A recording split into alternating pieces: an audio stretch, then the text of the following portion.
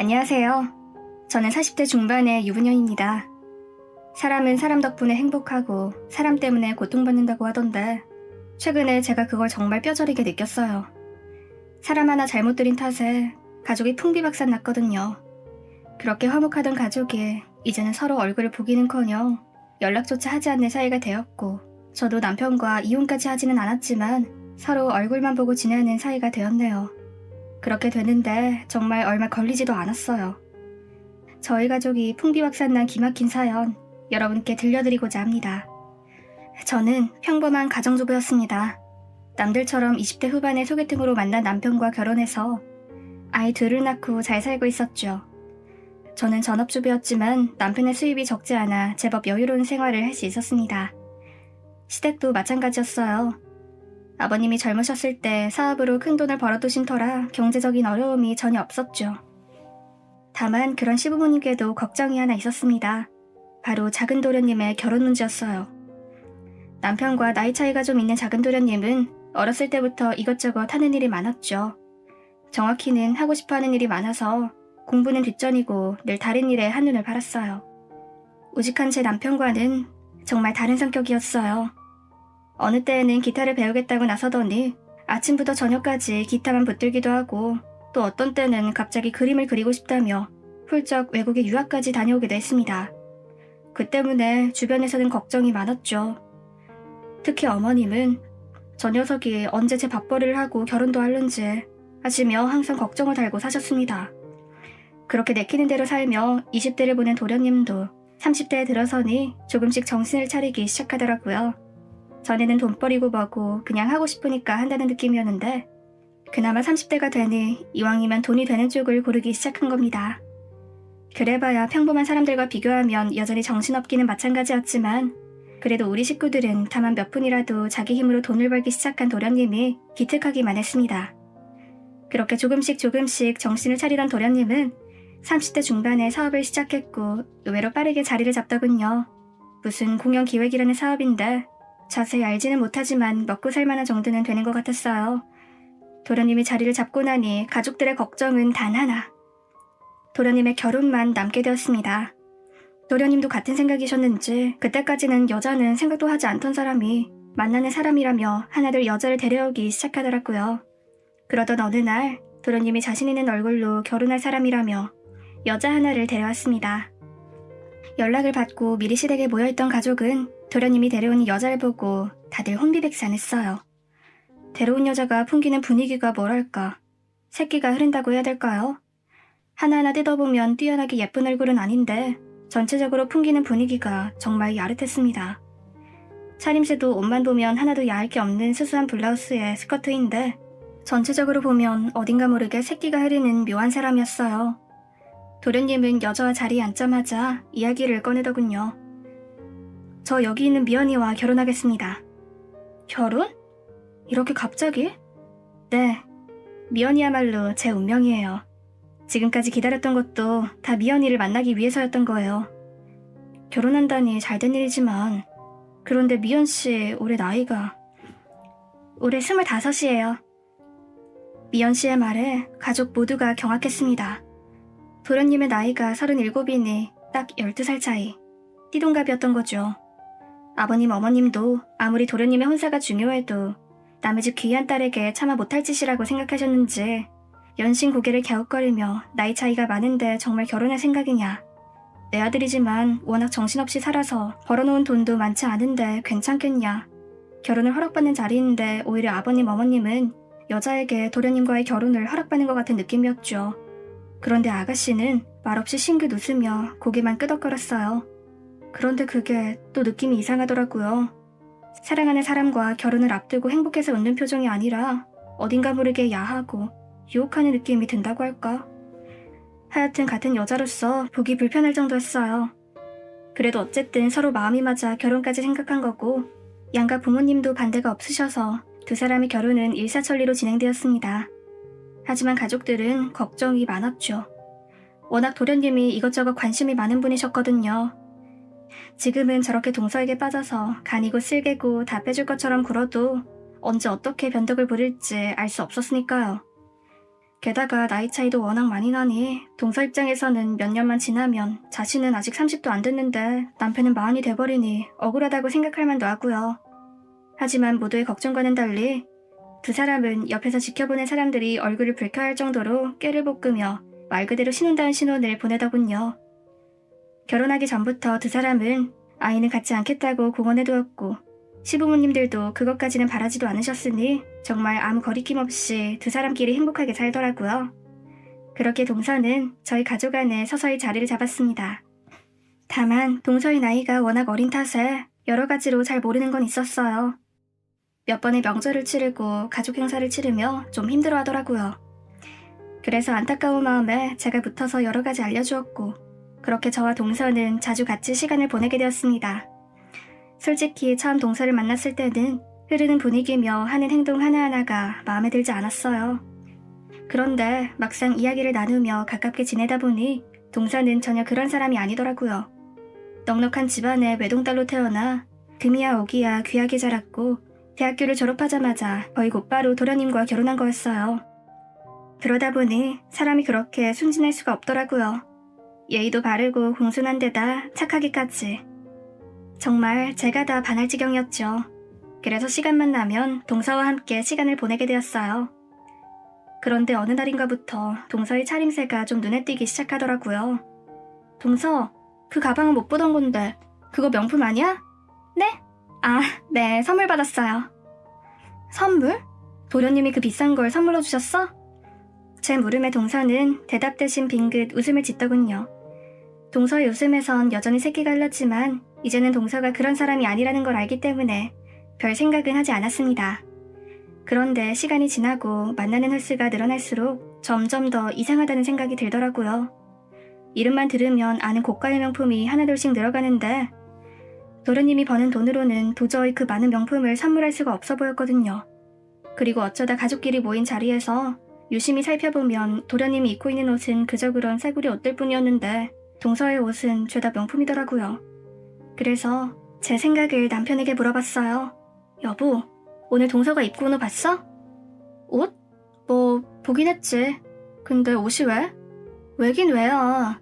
동서가 입고 있는 옷 죄다 명품이잖아. 하나에 몇백만 원씩 하는 것들 뿐이던데? 아, 그랬어? 나야 그런 건 잘 모르니까. 하긴 당신은 그런 거 관심 없지? 근데 웃긴 게 뭔 줄 알아? 뭔데? 도련님 입고 있는 옷은 다 싸구려인 거 있지? 도련님은 동서가 아직도 그렇게 좋은가 봐. 뭐 그 녀석 하는 짓은 이해할 수가 없으니까. 남편은 처음에 흠칫 놀라는 것 같았지만 이내 별거 아니라는 투로 넘기더군요. 사실 저도 그때까지는 그게 무슨 대수겠나 하고 생각했어요. 오히려 동서가 도련님에게 사랑을 많이 받는 것 같아 보여서 은근히 질투가 나기도 했죠. 그런데 까마귀 날짜 배 떨어진다던가요. 남편에게 그런 이야기를 한 뒤로 동서의 차림새에 다시 변화가 있더라고요. 그 전에 저를 만나러 나올 때는 온통 명품만 입고 나왔는데 갑자기 그 좋은 옷들은 다 어디 두고 싸구려 옷을 입고 나왔더라고요. 그 모습이 하도 이상해서 무슨 일이냐고 물었죠. 그랬더니 사람들이 젊은 여자가 명품만 입고 다닌다고 흉을 보는 것 같아서 그랬다더군요. 동서의 말에 저는 코웃음을 치며 그건 다른 사람들이 괜히 부러워서 하는 소리라고 젊은 건 정말 순식간이니 할 수 있을 때 꾸미고 다니라고 했어요. 솔직히 그건 사실이잖아요. 명품이 없어서 못 입는 거지 있으면 누구나 그것만 입고 다닐 테니까요. 그랬더니 제 말이 용기를 얻었는지 동서는 다음부터 다시 명품을 입고 나왔어요. 그런데 문득 불길한 생각이 들더군요. 근거는 딱히 없지만 여자만의 감이라는 게 있잖아요. 남편에게 동서의 옷차림에 대해 이야기한 시기와 동서가 옷차림을 바꾼 시기가 겹치는 게 이상하게 마음에 걸리더라고요. 남편이 제 얘기를 듣고 도련님이나 동서에게 넌지시 옷차림에 주의하라고 했을 수도 있었으니까요. 그래서 남편에게 도련님 식구들한테 그 얘기를 했냐고 물었더니 깜짝 놀라며 손사래를 치더군요. 평소라면 아무렇지 않게 넘어갔을 일이었는데 펄쩍 뛰는 남편을 보니 어쩐지 느낌이 안 좋았습니다. 그러다 결국 사건이 벌어졌습니다. 아무리 숨겨도 결국 드러나기 마련인 일이었던 거죠. 그날은 모처럼 동창회가 있어서 남편에게 미리 좀 늦을 거라는 말을 해두고 일찍 집을 나왔어요. 몇 년 만에 만난 동창들이고 다들 아줌마 아저씨가 한자리에 모이다 보니 이야기가 끊이질 않더군요. 그렇게 즐겁게 대화를 나누고 있었는데 조금 이른 시간에 동창들이 하나둘씩 일어나더군요. 아무래도 다들 가정이 있다 보니 어쩔 수 없었겠죠. 그렇게 동창회는 생각보다 훨씬 이른 시간에 끝이 났고 저도 일찍 집에 돌아왔습니다. 집에 돌아와 현관에 들어서니 유치원에서 돌아와 한창 시끌벅적해야 할 아이들의 목소리가 들리지 않더라고요. 아무래도 이상해서 집으로 들어갔는데 너무나 충격적인 장면을 목격하고 말았습니다. 남편과 동서가 알몸으로 뒤엉켜 있는 모습이었어요. 저는 너무 놀라 아무 말도 못한 채 눈만 끔벅거릴 수밖에 없었어요. 눈으로 보고 있는데도 믿을 수가 없더라고요. 늘 우직하고 성실한 남편, 착하고 순진한 동서, 그 두 사람이 우리 집 침실에서. 처음엔 당황해서 아무 말도 못하다가 서서히 분노가 차오르더군요. 그래서 침실 문을 벌컥 열었더니 그때야 저를 알아본 남편과 동서가 놀라서 입을 벙긋거리더라고요. 그 모습이 너무 기가 차서 그대로 집을 나와버렸습니다. 택시를 잡아타고 친정으로 가는데 저도 모르게 눈물이 줄줄 흐르더군요. 예상치 못한 모습에 너무 놀라기도 했고 또 남편이 동서와 붙어먹고 있었는데도 몰랐던 제 자신이 너무 한심하고 화가 나서 눈물이 났습니다. 남편과 동서의 불륜 장면을 목격하고 나니 동서가 보여주었던 행동들, 옷차림들이 다 문제가 있었다는 걸 깨달았어요. 자꾸만 늘어가는 명품, 간혹 남편과 마주칠 때 보여주었던 표정들, 전에는 아무렇지 않게 넘겼던 것들이 하나하나 다시 떠오르더라고요. 정말 분하고 서러웠습니다. 저는 그 길로 친정으로 가서 며칠간 마음을 추스른 뒤 다시 집으로 돌아갔습니다. 남편과의 이혼은 기정사실이지만 아이들이 마음에 걸렸거든요. 그리고 대체 어떻게 된 일인지 자초지종을 남편에게 추궁하고 싶은 마음도 컸고요. 집에 도착해보니 아이들은 시댁에 보내놓고 남편만 혼자서 절 기다리고 있더군요. 자기 친동생의 아내와 붙어먹은 남편의 얼굴을 보니 당장 펄펄 끓는 물이라도 한 바가지 퍼부어주고 싶었지만 꾹 참고 어떻게 된 건지 사정을 물었습니다. 하지만 남편은 무릎을 꿇고 자신이 죽을 죄를 지었다며 다시는 그러지 않을 테니 제발 한 번만 용서해달라고 싹싹 빌기 시작하더군요. 정말 어처구니가 없어서 용서할 게 있고 안 할 게 있지. 어떻게 그런 일을 저질러 놓고 용서해달라고 할 수 있는지. 저는 냉담한 표정으로 내가 그런 걸 봤는데 용서해달라는 말이 나오느냐. 어차피 이혼은 피할 수 없으니 괜한 짓 하지 말고 누가 꼬신 건지 언제부터 그랬는지 솔직하게 다 이야기해봐라 라고 이야기했죠. 하지만 남편은 제 물음에는 대꾸도 없이 그저 용서해달라고만 하는데 남편을 붙들고 물어봐야 소용없겠다는 생각이 들더군요. 그래서 곧장 동서를 찾아갔습니다. 동서는 담담한 목소리로 절 맞이하더군요. 저는 당장 뺨부터 때렸습니다. 내가 너한테 얼마나 잘했는데 네가 어떻게 이럴 수 있냐고 말이죠. 제 손에 맞아 붉어진 뺨으로 동서는 담담하게 있었던 일을 이야기하는데 저는 그 얘기를 듣고 넋을 놓을 뻔했습니다. 알고 보니 남편은 동서가 처음 인사를 왔던 날부터 동서를 좋아했던 것 같더라고요. 부모님께 인사를 드린 뒤 남편이 따로 동서에게 연락해서 만나자고 했더라고요. 그래놓고 동서가 말도 꺼내기 전에 고가의 명품을 선물하며 꿰어낸 뒤 덮친 거였습니다. 지금 그 말을 나보고 믿으라고? 너는 가만히 있었는데 남편이 널 꼬시고 덮친 거라고? 그게 말이 돼? 내가 아예 못 본 것도 아니고 너랑 남편이랑 알몸으로 뒹구는 걸 봤는데도 덮치니 많이 그런 거짓말을 해? 정말이에요. 저는 처음부터 아주버님과 그럴 마음은 티끌만큼도 없었어요. 하지만 아주버님이 자꾸 그러시니 마냥 거부할 수가 없어서. 너 지금 그걸 말이라고 해? 거부할 수가 없다니 그게 말이냐고. 그렇게 얼마간 실랑이를 벌였지만 동서는 한결같이 같은 말을 반복하더군요. 자신은 가만히 있었는데 남편이 덮친 거고 자신은 거부할 수가 없었다고. 도무지 이해할 수 없는 말을 하는 동서 때문에 화가 머리끝까지 치밀어 올랐습니다. 그래서 남편과 도련님까지 연락해서 전부 시부모님 댁에 모이게 했습니다. 갑자기 한자리에 모인 가족들은 어리둥절한 표정이었습니다. 물론 남편과 동서는 잔뜩 주눅 들어 있었고요. 저는 가족들이 모두 모인 자리에서 제가 본 것과 동서에게 들었던 것들을 전부 이야기했습니다. 집안은 당연히 발칵 뒤집혔죠. 당장 불같이 화를 낸 것은 당연히 도련님이었습니다. 형이 어떻게 나한테 이럴 수가 있어? 내가 형한테 뭘 잘못했길래 이런 짓을 하냐고. 미안하다. 이게 미안하다면 끝일 일이야? 어떻게 재수씨랑 그런 짓을 할 수가 있냐고. 도련님은 남편의 멱살을 붙잡고 눈물을 뿌리며 원망했어요. 하지만 그 와중에도 동서에 대한 분노는 없더군요. 끝까지 자기 와이프는 잘못이 없다고 생각하는 것 같아 어처구니가 없더라고요. 도련님, 남편이 죽을 죄를 짓긴 했지만 남편만 죄를 지는 건 아니잖아요. 동서는 어떻고요? 그렇게 남편과 잠자리하며 남편이 준 명품들 몸에 두르고 다녔잖아요. 도련님이 사주지도 않은 옷들이며 가방을 들고 다니는 동서가 이상하지도 않았어요? 제 일침에 도련님은 꿀먹은 벙어리가 되더군요. 솔직히 남편이 잘못했지만 남편만의 잘못도 아니었는데 몸팔듯 남편과 잠자리하며 명품을 몸에 드는 동서 탓은 전혀 하지 않는 도련님도 꼴보기 싫더라고요. 하지만 도련님은 끝까지 동서 편을 들었습니다. 그건 그렇다고 있는 것들을 안 입을 이유는 없잖아요. 그게 왜 이 사람 잘못이라는 겁니까? 형수님, 지금 설마 부부라고 형편 드시는 거예요? 편을 드는 게 아니라 사실이 그렇다는 거예요. 막말로 동서가 한 짓을 보면 몸 팔아서 명품 얻은 거 아니에요? 형수님, 말 조심하세요. 몸을 팔다뇨. 난장판이 따로 없었죠. 여전히 남편의 멱살을 붙잡고 흔드는 도련님, 아무 말 없이 고개만 푹 숙이고 있는 남편, 그리고 따로 떨어져 여전히 새끼 흐르는 순진한 얼굴로 바라보는 동서까지. 그 모습을 보고 있자니 내가 지금 뭐하는 짓인가 싶더군요. 그러다 우연히 시부모님의 얼굴을 보게 되었습니다. 어머님은 눈앞에서 벌어지고 있는 난장판에 말을 잇지 못하고 눈물만 흘리시더군요. 그런데 아버님의 표정이 조금 이상했습니다. 분명 난감해 하시는 것 같기는 한데 안타깝거나 황당해 하시는 것이 아니라 불편해 하시는 것 같았어요. 분명 눈앞에서 일이 벌어지고 있는데도 자꾸 시선을 다른 곳으로 돌리셨어요. 그래서 대체 무슨 일인가 싶어 아버님이 시선을 피하는 곳으로 따라가 보니 동서가 매서운 눈으로 아버님을 쳐다보고 있더군요. 그 순간 등줄기에 식은땀이 주르륵 흐르는 것 같더군요.